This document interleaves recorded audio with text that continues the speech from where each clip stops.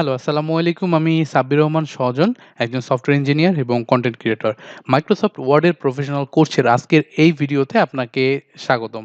এই প্রিমিয়াম কোর্সে আজকে মূলত আমি আলোচনা করব কিভাবে আপনি মাইক্রোসফট ওয়ার্ডে কিভাবে ফাইন্ড অ্যান্ড রিপ্লেস এই ফাংশনটাকে ইউজ করতে পারেন। মানে আপনার পুরো ডকুমেন্ট থেকে কোনো একটা স্পেসিফিক পার্টটাকে আপনি খুঁজে বের করতে পারবেন এবং চাইলে মনে করেন আপনার অনেকগুলো লেখা আছে, তার অনেকগুলো একটা জিনিস ৫ জায়গায় চেঞ্জ করা লাগবে।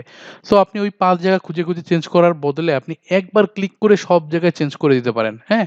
তো এই সুবিধাটা কিন্তু আছে। তো এই জিনিসগুলো আমরা কিভাবে করতে পারি? সরাসরি আমি চলে যাই আমার মাইক্রোসফট ওয়ার্ডে। ওয়ার্ডে যাওয়ার পরে আমি যেকোনো একটা কিছু খুঁজে বের করার চেষ্টা করব। যেহেতু এইখানে আমি দেখি কোন জিনিসটাকে সবথেকে বেশিবার পাই। উম আমি লোরেম ইপসেম এই লেখাটাকে কিন্তু আমি সবথেকে বেশি ব্যবহার করছি। দেখেন এখানে পাচ্ছি বা এখানে পাচ্ছি, আবার এইখানেও আছে একই লেখা, এইখানেও আছে একই লেখা, আবার কোথায় আছে? এখানেও আছে একই লেখা লোরেম ইপসাম লেখাটা। তো আমি চাইলে খুঁজে বের করতে পারি। আমার টেক্সটটা কিন্তু ছোট দেখে খুঁজে বের করা যাচ্ছে। কিন্তু অনেক বড় যদি হয়, অনেক বড় একটা আর্টিকেল হয়, মনে করেন ৫০ পেজের একটা আর্টিকেল। ওইখান থেকে আপনি কোনো একটা কিছু খুঁজে বের করার জন্য আপনি সরাসরি এই ফাইন্ড অপশনে চলে আসতে পারেন, হ্যাঁ? ফাইন্ড অপশনে চলে আসতে পারেন। এইটাকে আমরা সাধারণত কন্ট্রোল এফ ক্লিক করে আমরা এখান থেকে ফাইন্ড এর কাজটা করে থাকি। কন্ট্রোল এফ এ ক্লিক করে যদি আমি এখানে মনে করেন আবার আমি কেটে দিলাম। কন্ট্রোল এফ প্রেস করলাম এবং এইখানে আমি লিখলাম হচ্ছে লোরেম ইপসাম, এপিএসইউএম লোরেম ইপসাম। তাহলে এইটা কই জায়গায় আছে এটা কিন্তু আমাকে মার্ক করে, করে দেখাইছে। দেখেন এইখানে মার্ক করে দিছে, এখানে মার্ক করে দিছে, এখানে মার্ক করে দিছে। সব জায়গায় কিন্তু মার্ক করে দেখাইছে। তার মানে এই স্পেসিফিক লোরেম ইপসামটা আমার ৬ জায়গায় আছে। এই যে এখানে 6 রেজাল্ট। এটা কিন্তু আমাকে দেখাই দিছে। এই যে ৬ টা রেজাল্ট আমাকে দেখাই দিছে। সো এটা যদি অনেক বড় আর্টিকেলও হইতো আমি প্রত্যেকটা জিনিস কিন্তু স্পেসিফিক ভাবে দেখতে পারতাম। এখানে ফাইন্ড এর কাজটা এভাবেই করা হয়। তাছাড়া আপনি এখান থেকে না করে সরাসরি যে এখান থেকেও করতে পারেন। এখান থেকেও ক্লিক করলেও কিন্তু একই জিনিসই আসবে। সো আরেকটা কাজ যেটা আছে যে আমার এখানে তো অনেকগুলো আমি লোরেম ইপসাম পাইছি, তাই না? আমি চাই প্রত্যেকটা জায়গায় এই লোরেম ইপসাম গুলো চেঞ্জ হয়ে আমার নামটা বসে যাক। হ্যাঁ? এটা কিভাবে করতে পারি? আগে একটু মার্ক করে রাখি, যাতে পরবর্তীতে আমার বুঝতে সুবিধা হয়। এই লোরেম ইপসম পাইছি হচ্ছে আমি এই জায়গাটায়। এইখানে পাইছি, এখানে পাইছি, আ এই যে একটা, এখানে, এখানে, এখানে। আমি সাধারণত বোঝার সুবিধার জন্য আসলে এই মার্কিংটা করলাম। সরি কিছুটা সময় নষ্ট করলাম আপনার।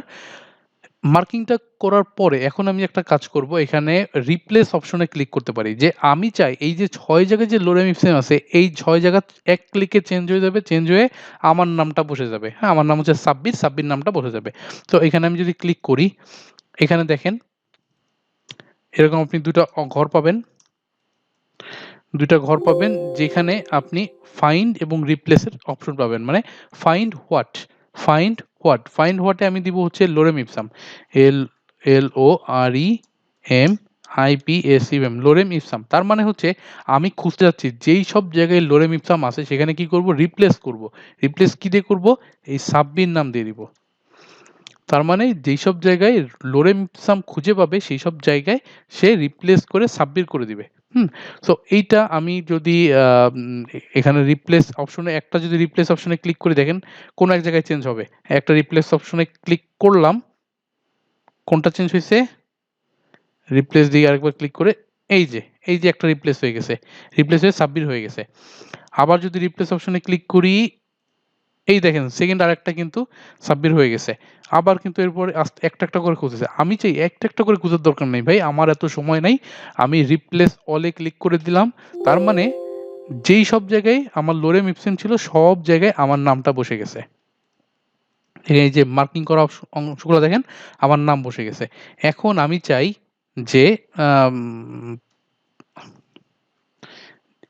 আবারও ফাইন্ড করব যে সাব্বির নামে যেসব জায়গাগুলা ছিল সেইগুলাতে এমএস ওয়ার্ড বসে যাক। মানে সাব্বির নামে যেই জায়গাগুলো আছে এই প্রত্যেকটা জায়গায় বসে যাক হচ্ছে এমএস ওয়ার্ড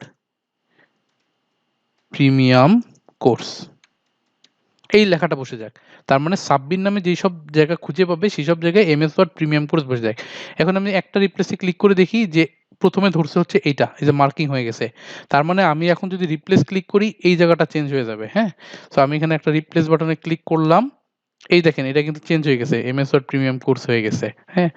সো এরকম করে আমি একটা, একটা করে করব না। আমি পুরো জিনিসটাকে একবারে করব। রিপ্লেস অল ক্লিক করলাম। যেই সব জায়গায় সাবমিট ছিল সেই সব জায়গায় দেখেন এমএস ওয়ার্ড প্রিমিয়াম কোর্স পুরো জিনিসটা বসে গেছে। সো খুবই সহজ, খুবই সহজ, খুবই সহজ জিনিস। আপনি জাস্ট একটু প্রত্যেকটা জিনিস মাথায় রাখেন। আর সবকিছু মনে রাখতে হবে ব্যাপারটা এমন না। সবকিছু মনে কারো থাকেও না, আমারও থাকে না, আপনারও থাকবে না। এটাই স্বাভাবিক। পরবর্তীতে যখন আপনার যা দরকার পড়ে আপনার মানে ভিডিওগুলো যদি আপনি ভালোমতো দেখেন তাহলে আপনার এট লিস্ট মনে পড়বে, আরে এই কাজটা তো করা যায়, হ্যাঁ? আপনার আইডিয়াটা মাথায় আসবে। আপনি এখন দেখে রাখলে। পরবর্তীতে আপনি খুঁজে কিন্তু ঠিকই বের করতে পারবেন। আচ্ছা এইটা তো এই কাজ। খুঁজে বের করতে পারবেন। সো আশা করি আপনি বুঝতে পারছেন। আর এই ভিডিওটা আজকে এই পর্যন্তই। বেশি প্র্যাকটিস করতে থাকেন।